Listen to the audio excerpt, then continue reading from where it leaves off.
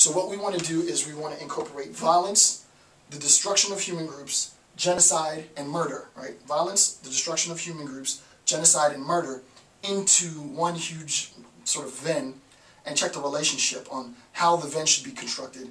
And this is the most complicated, so if you can understand this last Venn, then I've succeeded in teaching you about Venns and sort of really giving you an idea of how you can use it to apply to genocide studies. Okay, so let's make a really big circle, because I'll need some space. Okay, so it'll begin with violence. Then we'll have another bigger circle. Yeah, we'll have a big circle. And then we'll have the attempt to destroy human groups. Right. Then we'll have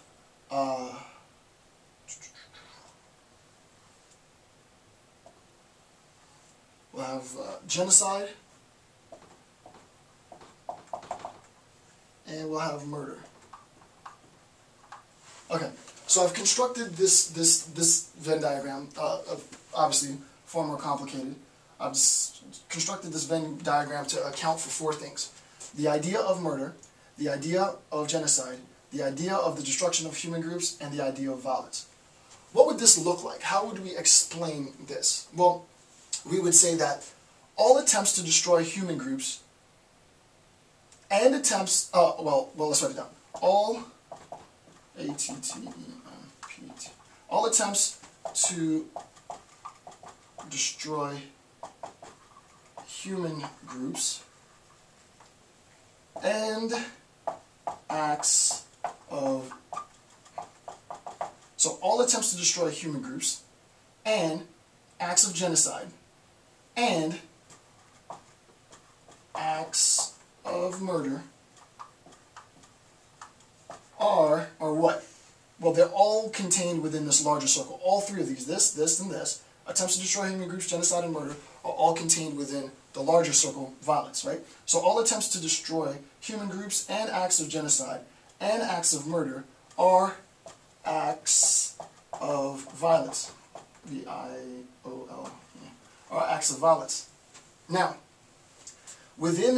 so we've discussed violence. So the next thing to do is we want to move in, right? So we're not going to talk about violence anymore. We're going to talk about attempts to destroy human groups. Now, we can say that all acts of genocide and some acts, because there's obviously some acts of murder that aren't attempts to destroy human groups, right?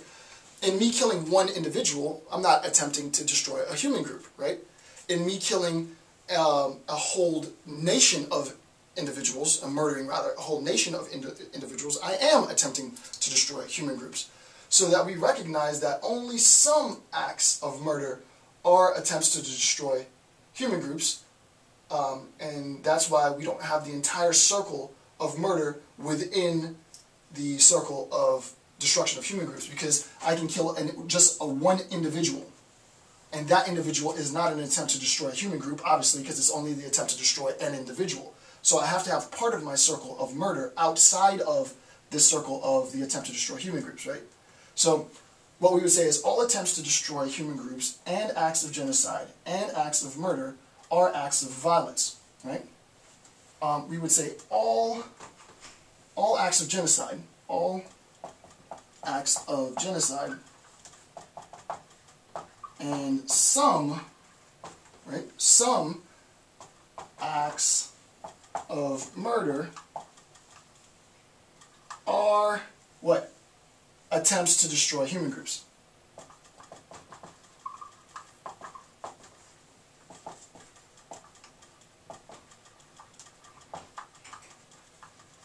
Okay, that's it. Hopefully that makes sense. It was my intent in this lecture to give you an introductory account of sort of the key concepts of genocide.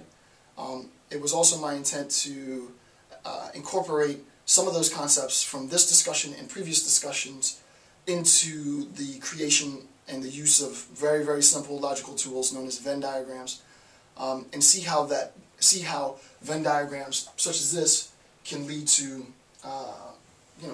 paragraphs and even pages or chapters worth of information in text, right? You can use these in formulating your arguments, in formulating rational arguments for or against some point.